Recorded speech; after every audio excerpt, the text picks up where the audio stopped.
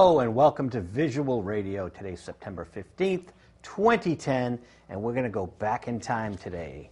We have the Tin Ticket, Deborah J. Swiss. Hello, Deborah. Hello, Joe. Thank you so much for inviting me. You're very welcome. We're going to go way back in time. Indeed. To the 19th century. Yes. Which is the 1800s. I always get that confused. But the 19th century is the 1800s, and right. This is an amazing book. I'm not all the way through it yet, but it is really captivating. It holds your attention. Thank you. So you succeeded there. What got you interested in these women that were exiled? Rolling Stones have exiles on Main Street because they were exiled out of London. These women were exiled before the Stones were exiled. Exactly, exactly. Well, the story came to me in a most surprising way when I least expected it. 6 years ago, I went to Tasmania with the idea of writing an environmental article. And to write the article, I exaggerated a little bit and said I was an expert hiker. So I had a friend take me to the White Mountains 6 weekends in a row and learn. So I signed up for 2 wilderness treks, and between treks, I quite literally limped into a post office in Launceston, Tasmania. I survived the 80-kilometer overland trail. And standing in line in a post office was a woman in front of me, all dressed in black with long blonde hair. And she heard me talking to someone else, and she turned around and said, "You have an American accent." And she said, "Where are you from?" And I say, "Boston." And she said, "I have a story I want to tell you." Doesn't know I'm a writer. And it turns out her name is Christina Henry, a Tasmanian artist who does big art installations about the 25,000 girls and women who were sent to Australia when the British government needed girls as tamers and breeders. So in this little post office, where Christina doesn't live in this town, happened to be passing through that day, lives 2.5 hours away. In this little post office, we had a conversation, and I thought, wow, I'm not going to write an environmental article. I'm going to write about these women. And then I fell in love first with Tasmania and then with the convict women, and I thought, this has got to be a book, because this is unwritten history and it's a beautiful story. So the story came to me, which makes it even more meaningful. You never wrote the environmental article? I never did. Okay. I got sidetracked. Where does the name Tasmania come from? Well, part of the reason I was interested in the story was covered up for about a century because no one wanted to know about the convict past and how modern Australia was founded. And so in 1853, just as transportation of 162,000 men, women, and children was winding down, Tasmania... 162,000 men, women, and children. The vast majority transported for crimes of poverty, stealing food, clothing, a sheep. Only 2% were violent offenders. So shipped to the other side of the world because the British government wanted to beat the French to colonize Australia, because they needed timber and flax to expand the empire. Oh, so there was an ulterior motive Absolutely. here. They needed bodies to colonize. Wow. And but once transportation was winding down, they wanted to cover up this past. So Tasmania was formerly known as Van Diemen's Land, and it was changed by, in part, major influence from Lady Jane Franklin, who was the governor's wife then of Van Diemen's Land. And they wanted to make all nice and cover it all up. Interesting. What was Van Diemen's Land? Was Van Diemen someone that owned the land? He was a Dutch explorer. Ah. Yeah. He was one of the first to step foot on land. But then once the British heard about it and Captain James Cook came around, they thought, this is a great place to expand our empire. Now, did you go to Tasmania with a friend? No, the first time it was my midlife crisis trip. I thought before I start paying college tuitions, I hadn't traveled in 20 years, I thought I got to go somewhere. So kind of a lunatic picks Tasmania, but well, part of the reason I went is I belong to a writers group, and we had a potluck dinner one night, and I said, I've always wanted to go to Tasmania because it has the cleanest air on the planet. It's, a matter of fact, the place by which our air quality standards are measured. And they said, well, you lunatic, you're a writer, go. You can at least, make a little money on an article, take the trip as a tax deduction. So I thought, this is my last hurrah before I'm paying college tuitions. And so that was my first trip. And I did survive the two treks, came back with some broken toes and things, but survived and loved it.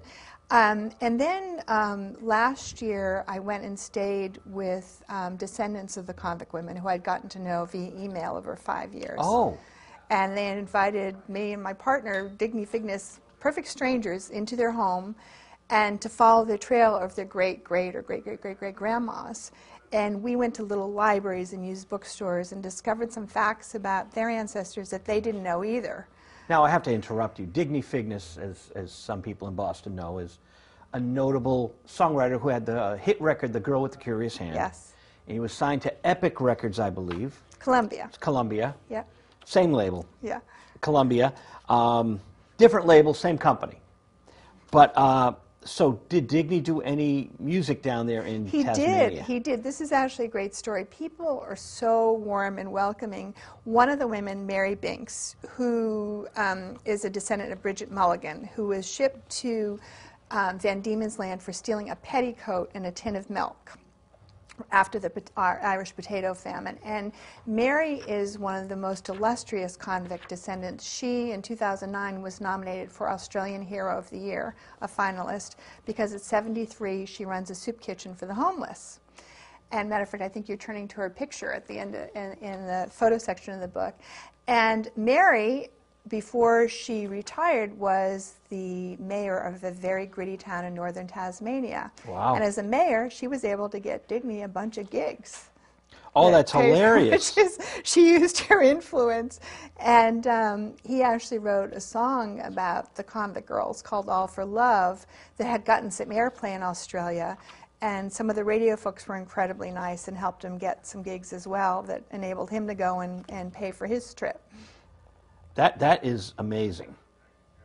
That's amazing. So these photos, while you're in Tasmania, you could find the photos and take some, actually. Absolutely. Yeah. The first stop we went, after the 23 hours it took to get there, we actually stayed with my friend Christina Honore, the artist who I had met, and we've become great friends. We went to the Cascades Female Factory, which is in Hobart. And this is Female Factory. Female Factory, yeah. Isn't that was a euphemism for a prison. And this is where the girls and women were first arrested for stealing food or clothing. 2 of the girls stole warm stockings. And they first have to wait 4 months inside Newgate Jail in London, where there are 300 women all crammed in together. And then they have 4 months aboard ship around the Cape of Good Hope. And the women were put on the lowest deck, just above the bilge. The animals they put on the top deck, because they wanted the animals to be alive. Then they arrive after 4 months through the heat and the stench and, sickness in Van Diemen's Land in Hobart Town, and they're marched up, and their townspeople are leering and jeering at them, to the Cascades Female Factory, where they worked as indentured servants and were assigned to local settlers for 7 or 10 years.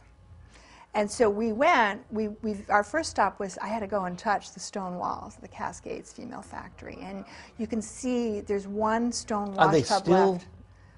Are they still standing? They're still standing. They're crumbling a bit. But the happy news is just this past July, at the end of the month, the Cascades Female Factory was named, along with 11 other convict sites, to the UNESCO World Heritage List. So these convict girls are now going to be standing next to, the Statue of Liberty, the Great Wall of China, for their role in founding a culture and how, convicts really helped shape a nation of Australia.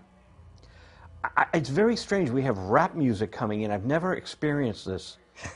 It's very unnerving to me because it's just that constant bass underneath you. This is incredible. So it has been hidden. It's been covered up. Not only were they exiles, but then there was a big cover-up over what Great Britain did to these women. Right. And men. Yes. Because the men were shipped off to populate. Yes, they were. Yeah. And there were 9 men to 1 woman? Yes.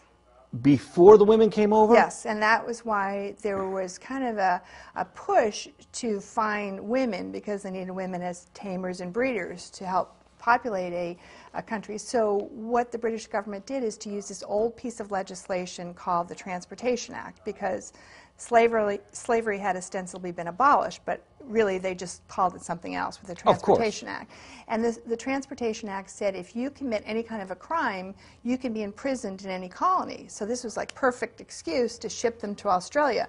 But let's face it, in those days going to Australia, you might as well have been going to the moon. There was no way back. So they were essentially exiled for life for stealing food or clothing. And the interesting part about that story is that in 19th century Britain, prostitution was not a crime. And so a girl could either be, and there were very few jobs for women, so a girl could either be a prostitute, which was not a crime, or she could steal food and clothing. And which would I choose? Right. Whoa. Yeah. Pretty heavy. Pretty heavy. But the kind of inspirational part of the story, I asked myself, didn't anyone care about the fact that 162,000 women, men, and children were being shipped to the other side of the world really because they were desperately poor? And it was also a way to get the unsightly poor off the streets of London and Dublin. But they must have had relatives that objected to this. Well, if you were poor, you couldn't afford a lawyer. You know, that's a good question because the records are wonderful that still exist. I spent a couple days one day looking at who were the people who went through the Old Bailey in London on a given day who were arrested and who was transported and who not. And I looked for the day that another woman, Ludlow Tedder, who I wrote about, was a widow with 4 children. And she was transported for stealing 11 spoons in a bread basket.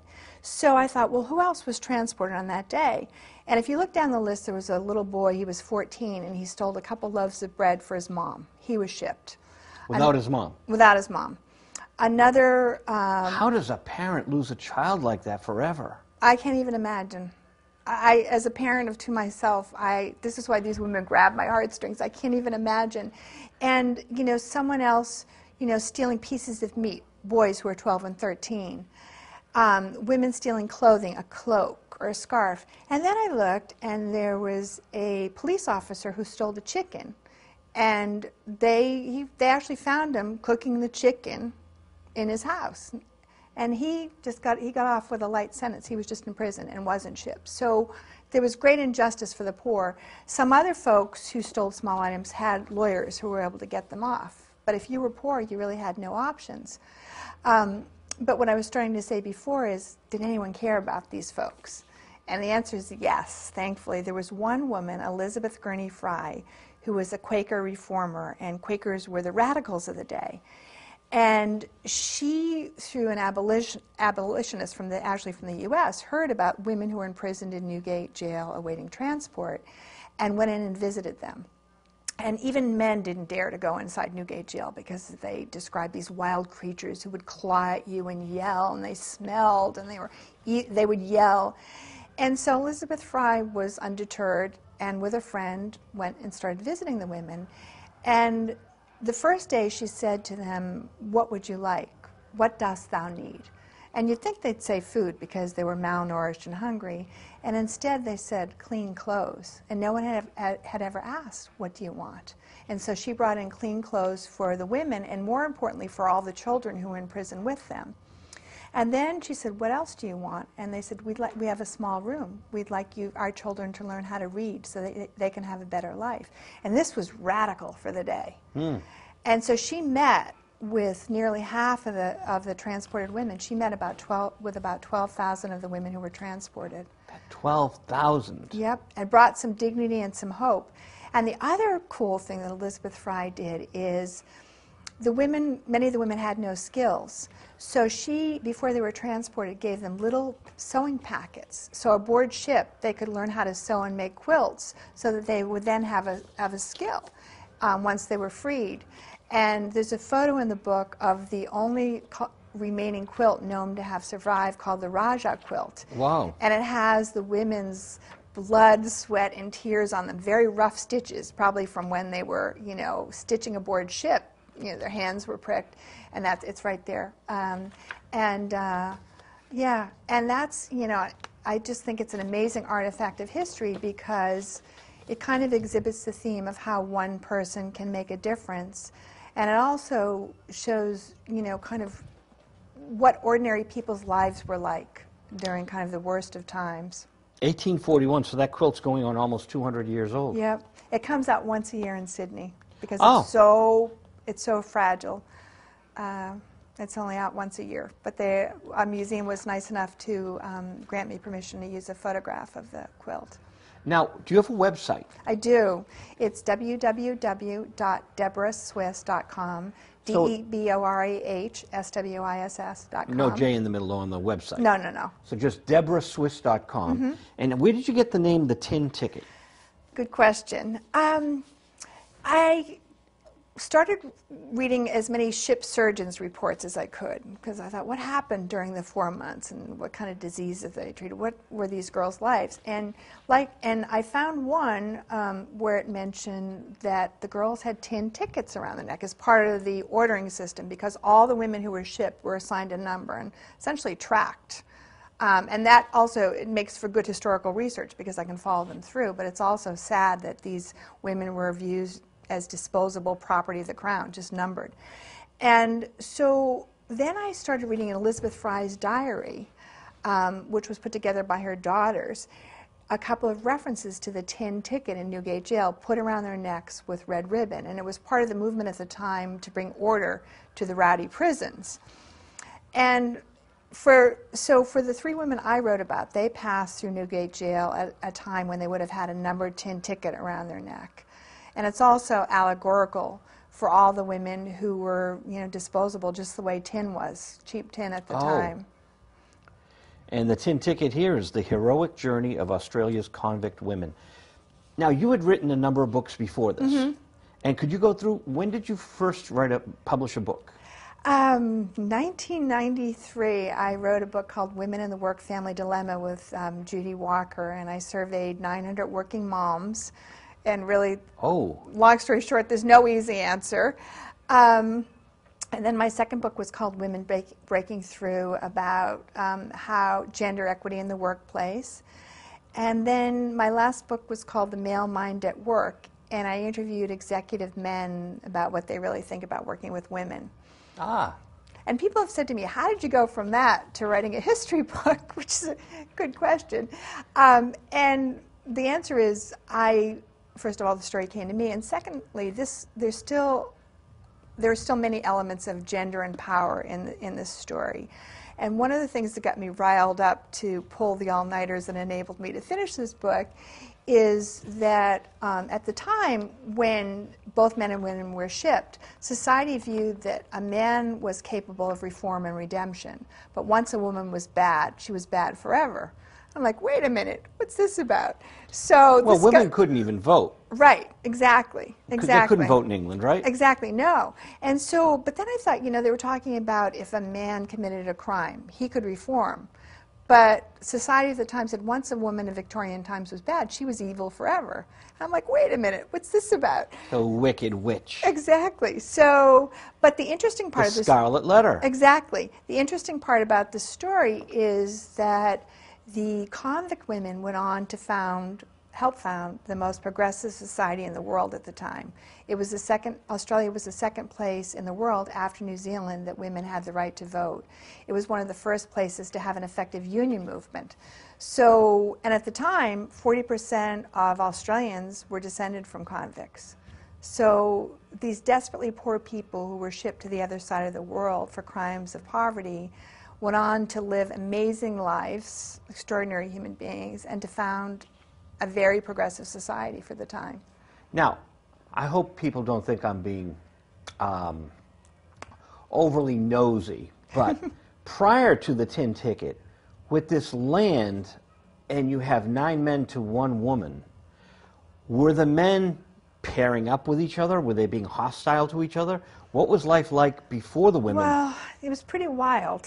It was an untamed land, an untamed society. But for the men, there was a great deal of physical abuse. With each other?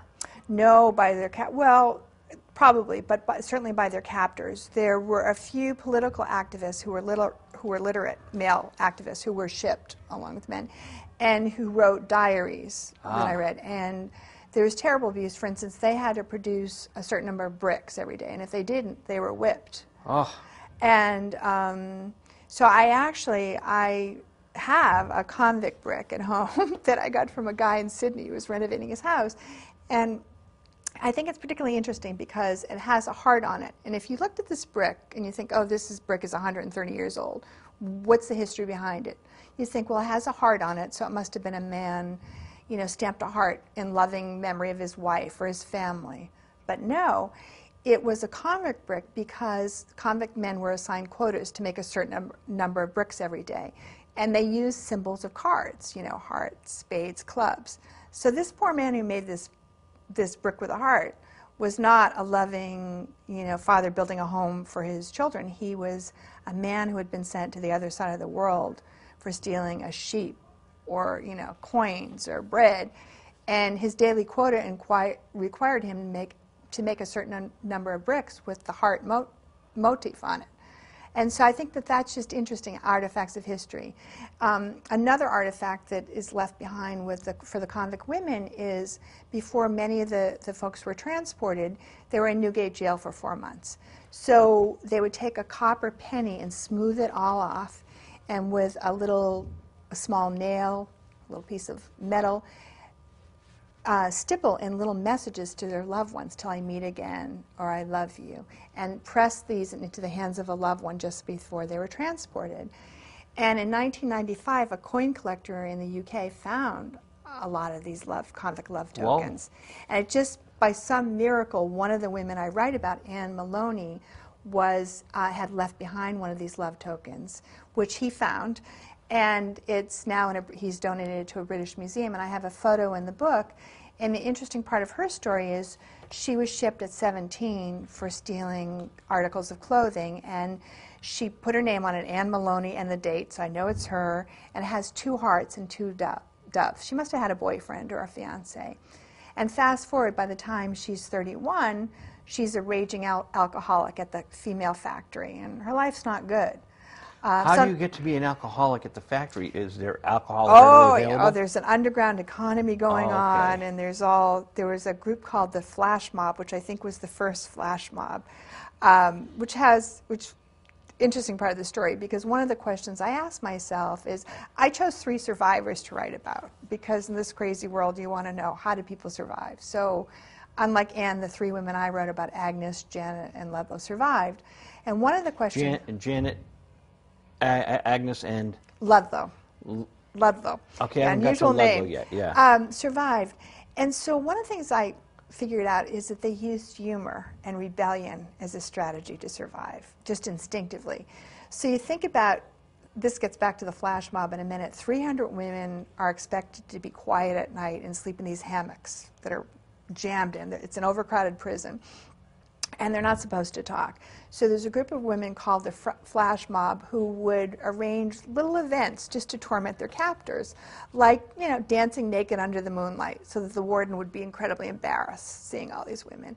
Or there's a well-documented incident where the women would start singing in unison at night, and the warden would come down from his quarters and try to shush them, but just before he arrived, they would all stop in unison.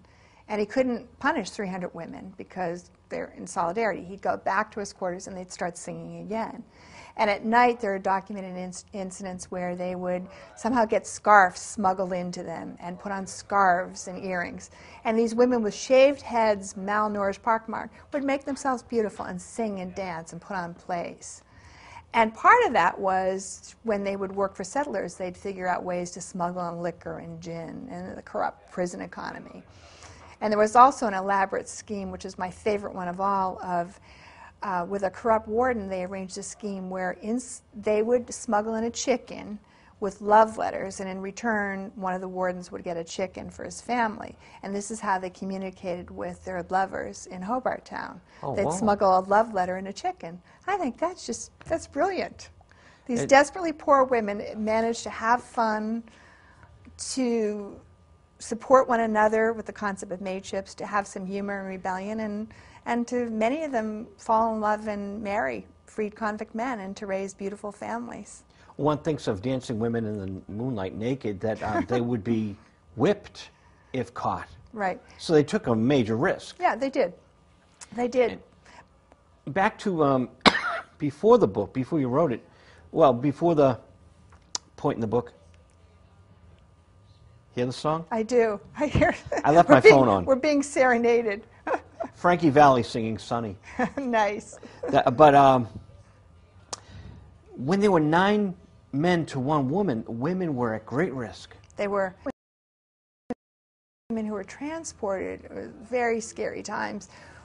Sometimes before they even made it to the prison, they were grabbed by men, or they would bribe a ship captain with a bottle. So when you think about what these women had to endure. Well, at one point there was probably no women, right? It was all men. Exactly. So you This figure, was what are the the Wild guys West. boxing each other, or shootouts, or whatever, or a lot of rage, maybe. Right, a lot of rage. And then you have women streaming over slowly. So the initial women are almost like pawns on a chessboard. Absolutely, absolutely. And so they must have suffered great. At least Agnes and Janet at least had predecessors that paved the way, exactly. and it wasn't as violent. Exactly, exactly. Wow. As a matter of fact, Agnes has an incredible love story that her descendants were so happy to share with me. She was shipped at 15 for stealing warm stockings. She was a young girl. And 15 is... Yeah. Very young, and she actually was a ballad singer. It listed in her court record she was a ballad singer in Glasgow, Scotland, and so she would sing for pennies along the Glasgow Green.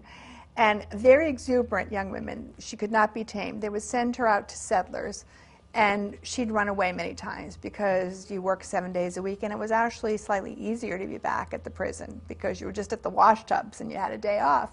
She was untamed. She kept running away from the people who were her masters. For whatever reason, I don't know. She perhaps maybe was abused, sadly.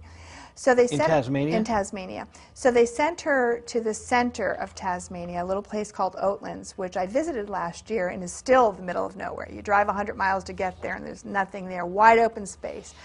And they send her to work for a settler there. And one night she's looking out her window and sees a man named William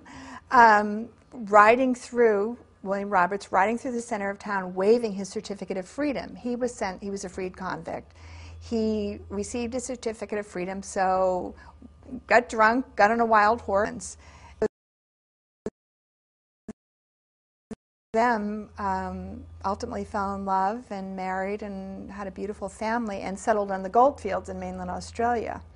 How old was she then when she married? She was 21. Okay. Yeah. So, whoa. But at least she was a young lady and she survived, like you said. She did survive. And she had a happy life. She did. Now, where is Tasmania as far as how far from the mainland?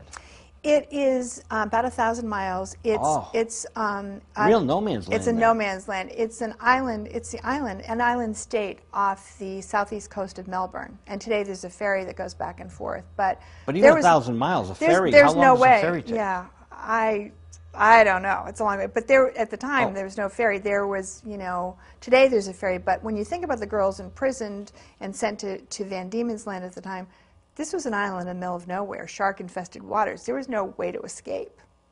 And what is it to New York? 400 miles, I think? Something like that. If it's 400 miles to New York, maybe it's 200, but I think it's 400. You go back, forth, and then halfway.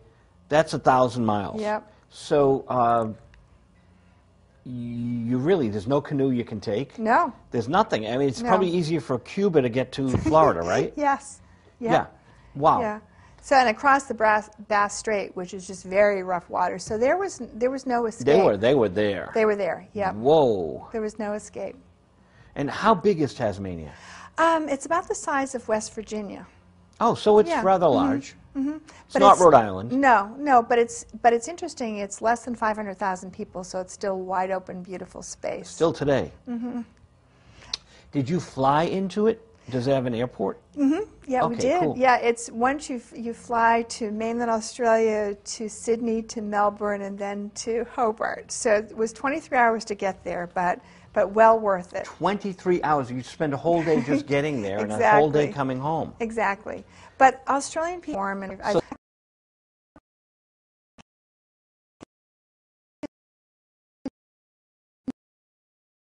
time. particularly in Tasmania. And a kinder, gentler time is really needed these yes, days. Yes. Because we've gotten so, this book does take you back, and you're thinking like, whoa, there's treachery. Yes. There's evil. There's darkness, but there's also brightness. There's this, there's something about the older, it's an important work. It really is, Deborah. Thank you. I haven't completed it yet, but this is an important work, and it reads very well. Have you done any interviews prior to this? Is this one of the first? This is one of the first. Because the book's not out till October. It's out October 5th, so you're part of my launch, Joe. We're getting a preview of a really extraordinary, great book. It is your, is it your fourth or your seventh? My fourth book, and I've written a few chapters in other books, but my fourth book. What chapters and other books have you written? I wrote a chapter in a book called Shared Purpose, and I wrote an article called Can What's Good for Families Be Good for Business? Because work-life balance is another one of my interests, having lived that as working mom with 2 children. So. Wow. Yeah, this book took the longest of any. It was 6.5 years of research, mostly through original records, and particularly as an American writing about an Australian subject, I wanted to make sure that I got it right. And I also discovered things like, misspellings in records, misspelled names and things, and so I went back to original sources, and in fact the Tasmanian newspapers really didn't have anything much to do but write about convicts, so there are wonderful articles that are written about the convict girls, and I went back to those original sources, which were very interesting. Had to be transcribed, but very interesting to read. Yes, yes. And matter of fact, all the records of the girls are now the handwritten records are online. So it's really... they're online now? Yes, they are now, which is wonderful. And what's interesting is when you look at the records of the girls, I know the color of their lives. So you don't mind me throwing ideas at you? No. Who's invading Australia very soon? Oprah. Oprah is invading Australia. What a marvelous book for a woman like Oprah, because Oprah was in The Color Purple, right? Yes. And so she should really be able to relate to this kind of survivor story. Well, I'm thinking people could read, it's a 23-hour flight, they could read the book on the flight over. The publisher really should contact Oprah and say, hey, because this is this will get them prepared for the history of Australia and have something to talk about. If that happens, Joe, we'll have to put you on the plane with me. Oh, that happens. I don't know if I could sit on a plane for 23 hours. Visual radio on the road, the other side of the world. But I know people in Australia. There's a label there called Australian Sun Records. They have an album by Audio Scam, which is a great band of fellows who play this Hendrix-style ABBA. It's a tribute to ABBA. And Australian Sun Records, and you know the didgeridoo? Yes. So Dave Hudson's one of the proponents of the didgeridoo. He played with Yanni. Yeah. So he is one of the artists on Australian Sun Records. He's one of the principals, actually. So I know a bit about Australia, too. And so Digny could have fun down there with the Australian Sun people. Absolutely. And actually, I'm hoping, if all goes according to plan, I'd love to write something about the Aboriginal folks. I would love to spend the original Australians. So now my next question is, you've had books, your previous books, did they get published in other languages? A couple of them did, yeah. For example? The Male Mind at Work got translated into Chinese and Spanish. And the funniest part about the Chinese translation is a friend of mine read it. And I don't know if it was, you have to see humor, I don't know if it was an entirely accurate translation, but it's out there. And is the do they change the titles on you? Or?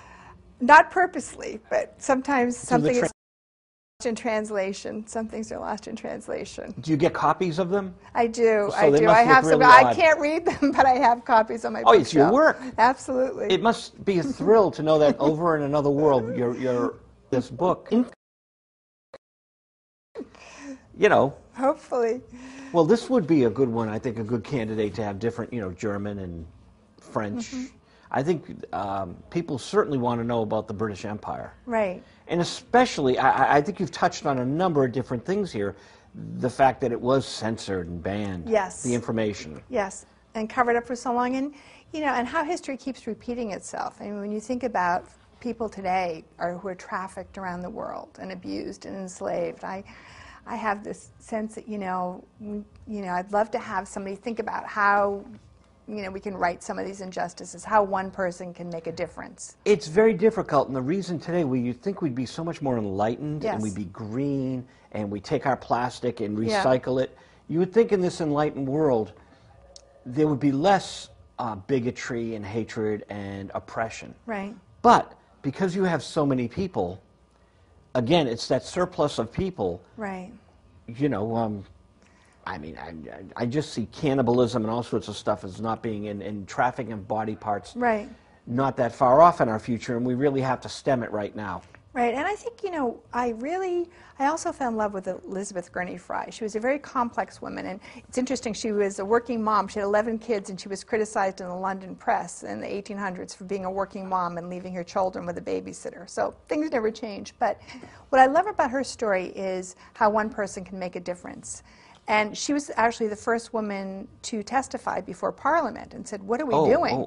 We're just making these people angrier, rather than educating and teaching this skill, we're making these folks angrier. And I think, the message that still, inspires me, usually I'm sick of a book topic by now, and I still love these women, is, the theme of humans' capacity for resiliency. And I still ask myself, how do these folks survive the worst kinds of abuse you can imagine, and where do they find that kernel of humanity that enabled them to go on another day? And I really admire these women who are heroic, and they didn't lose their humanness times. And I think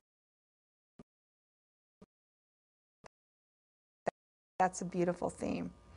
It really is. When a woman is criticized in the press and she has 11 children, one wonders if the powers that be might not have influence over the press. Right, exactly. And it's a form of censorship. Exactly, exactly. You hear so many people, they pontificate, we don't censor, but they do. They do things that censor, and then they're out there in the public. And I'm talking about politicians and public figures that do this all the time today. Right. Well, it's interesting, Joe, you raised censorship. The first time Elizabeth Fry went to Newgate Jail, the turnkey tried to hold her back, said, you don't want to go in there. They'll steal your jewelry, your clothing. And they didn't want her to see what was going on. And what happened is, she was undeterred. She was going to go in. Is that they were amazed that the women quieted because someone spoke to them. She brought dignity where none had ever existed. And then it almost became like a public spectacle. People would pay to watch her reading to the prisoners. And she was reading the Bible. She could have been reading Shakespeare. It didn't matter. But she was kind to the women. She brought them clothing. And that's all it took to give them the little ray of hope that helped a lot of the girls, certainly the women I wrote about, get through the 4 months imprisonment and give them the hope that they could make it through and come out a great human being on the other end of their enslavement. It's been my experience, Deborah, that people in positions of power want to be the only voice. Right, exactly. I'm not going to digress too much, even though our subtitle is digression. Sunday, I was doing a little activism work for public access TV. Mm-hmm. We have a problem in one of the cities where they censor. Mm-hmm. So I went with my flyers and said, hockey is censored in this city. Mm-hmm. And I went to, the mayor was doing a ribbon cutting right up the street. And I'm there with my flyers, and someone came, you're at a private ceremony. And I said, excuse me? We're out at the football field. This is very public. The entire public is invited. And there is a First Amendment in this country. Mm-hmm. And I said, do you even read my flyer? He goes, don't you like sports? I said, yeah, I'm the hockey guy, and the hockey show's been censored. Oh. And then, but I'm not an elected official. Mm-hmm. And then first he thought I was an upstart renegade, and then it was like, and I said, thank you. And I went on, and I continued to pass my, but isn't it amazing? And the fire department were there, and people were like, we got to shut this guy up. The mayor's cutting the ribbon. How dare you? Right. A sacred moment. It's like, no, this is the moment when people need to speak up. Absolutely. It just, you're telling that story reminds me that the book ends with the Eureka Rebellion, which is the birth of democracy in Australia. Oh. And that was their version of taxation without representation, a big revolt. When you said rebellion or revolt, it made me think about them. And two of the women I read about settled near the site of the Eureka Rebellion, and one of them actually witnessed it. And this, in what year? This was in 1868. And what the deal was that a lot of convicts went to the goldfields of Australia because you could blend in, you could hide your convict past and hopefully make a living for your family. And but the miners were charged astronomical mining fees even if they didn't discover gold. And what are you going to do? And they were beaten and whipped. And so there was a big miners' revolt where they put up the Southern Cross flag. And some radical Irish guy, Peter Lawler, stood up and said, you know, we swear before the Southern Cross, you know, that we will fight for miners' rights. And they won. And shortly after that, they rescinded these astronomical fees. Men were given the right to vote. Unions were approved. And this one was kind of one of the sparks that set off the formation of one of the most progressive societies in the world at the time. So when you talked about, you know, rebellion and revolt, it made me think, you know, again, history keeps repeating itself. Well, I only speaking up for rights. It's just a universal theme. I only brought up that little digression to show that 142 years later, people in positions of power tend to abuse them. Yes. And this in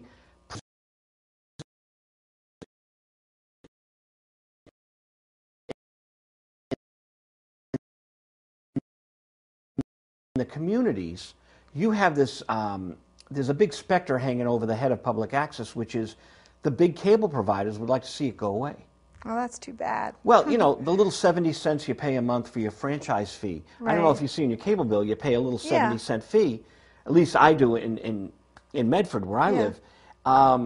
The cable providers see that and say, well, that's millions of dollars. We want that. And it's like, it's pennies on the dollar compared to the $166 you're getting a month. Right. But they're greedy. Right. And this is a great little forum for kids to learn cameras and for someone like you to come on and talk about the world that you experienced to this world. Mm-hmm. This is real underground media, I think. Well, this is then the perfect launch for the rebels. And, you know, and the fact that, we're syndicated on a lot of stations, and then you're going up to do Kate Genovese's great table talk in a few minutes. And that's another, you know, and that's Woburn High School. And they have a wonderful facility, too. So it's good that you're getting to see these places that these women, these poor women, didn't have this opportunity to say, hey, this is an injustice. Right. I mean, it really is crazy that the punishment did not fit the crime. Absolutely, it did not in any way. I mean, that's one of the themes of your book, actually. Yeah, crimes against humanity. And yet the capacity for survival is remarkable. And you tell it in a really great way. It really just rolls off the page, and it's a spellbinding story. How did you decide what to put in and what not? Oh, that's why it took me so long after 6.5 years, because I thought, you know, a lot of the history books that have been written about convicts, but mostly about Australians, are mostly facts and figures, but that doesn't, I think, tell the story. And so I started contacting different descendants, because 1 in 5 Australians are descended from these folks. And 1 in 5? 1 in 5, and 2 million folks from the UK. So I started contacting descendants, and I had to find people who had done some of the preliminary research and who had good stories to tell. And I first fell in love with Agnes Macmillan, who, you know, was out on the streets at age 12, found protection with her best friend, Janet Houston, this wild redhead. And Janet collected pennies on the street while Agnes sang. And they protected one another and saved one another from a life of prostitution. And from a little shop in Kilmarnock, Scotland, they stole stockings and braces from a shop known as Rankin's. And in terms of how I chose the details and telling through the daily life, they were so well documented that Agnes's police report says the reason she got caught is she forgot to take the tag off her stockings. This naive young girl, you know, left the tags on her stocking. So I thought, I have to write about these two women because the theme of women's friendship, and they saw each other through the worst of times.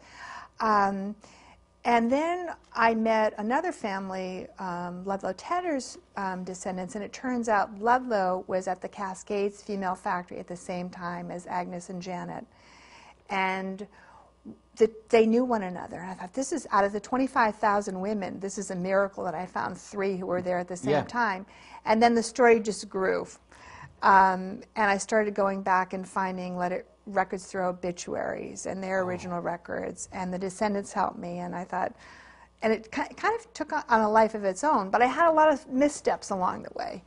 Because at first when I started writing it, some friends said, geez, Deborah, this could be a downer.